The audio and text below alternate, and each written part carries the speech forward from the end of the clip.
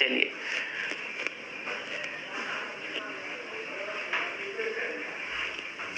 अब हम लोग समझते हैं फोकस क्या होता है।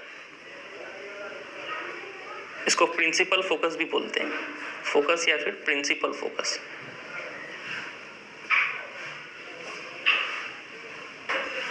प्रिंसिपल फोकस क्या होता है?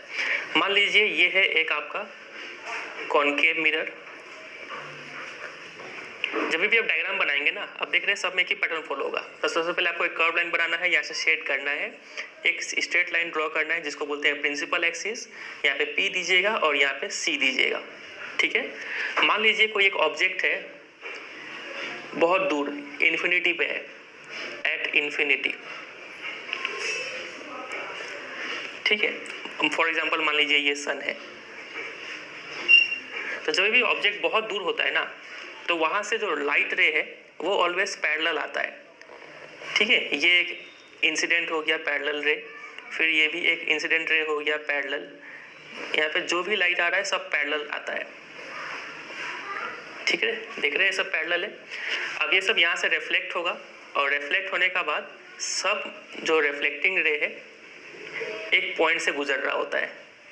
ये भी इसी पॉइंट से गुजरा, यहाँ पे भी रिफ्लेक्ट होने का बाद यहीं से गुजरा, ये भी रिफ्लेक्ट होने का बाद यहीं से गुजरा।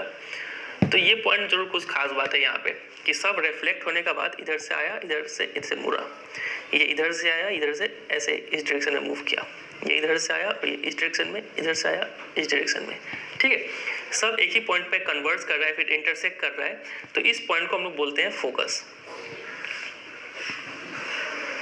फोकस या फिर प्रिंसिपल फोकस। बात क्लियर है यहाँ तक?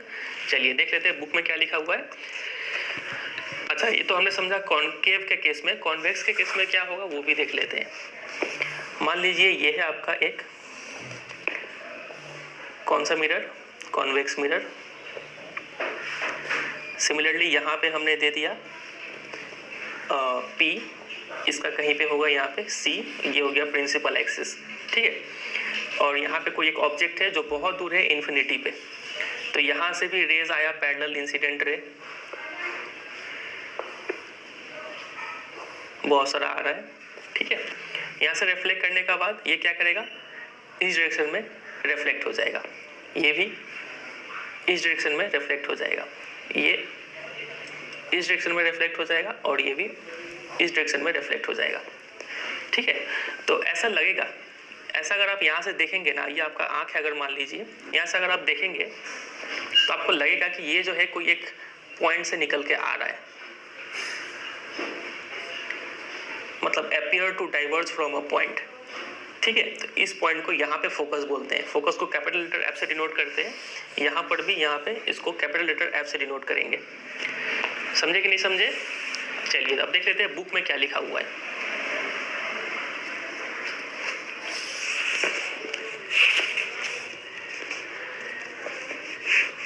तो ये देखिए, a number of rays parallel to the principal axis are falling on a concave mirror।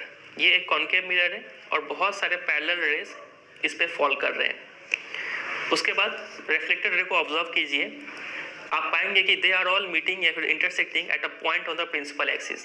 सब एक प्रिंसिपल एक्सिस के एक पॉइंट पर मीट कर रहे हैं और इसी पॉइंट को हम लोग बोलते हैं principal focus of the concave mirror, ठीक है।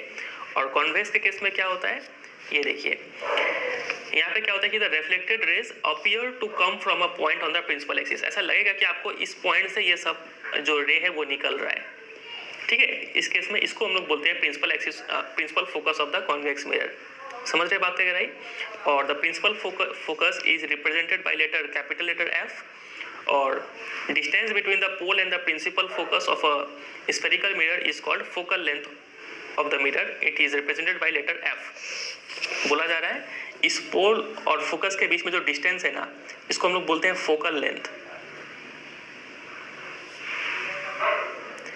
और इसको स्मॉल लेटर F से डिनोट करते हैं, ठीक है। सिमिलरली यहाँ पर भी जो हमने देखा था, ये F और P के बीच में डिस्टेंस है, इसको हम लोग बोलते हैं फोकल लेंथ और इसको भी स्मॉल लेटर F से डिनोट करते हैं, ठीक है। तो अगर एग्जाम में आ गया कि define principal focus of concave mirror, तो कैसे डिफाइन करेंगे ये देखिए। आप ऐसे लिखिएगा कि when when a number of rays parallel to the principal axis fall on a concave mirror, तो then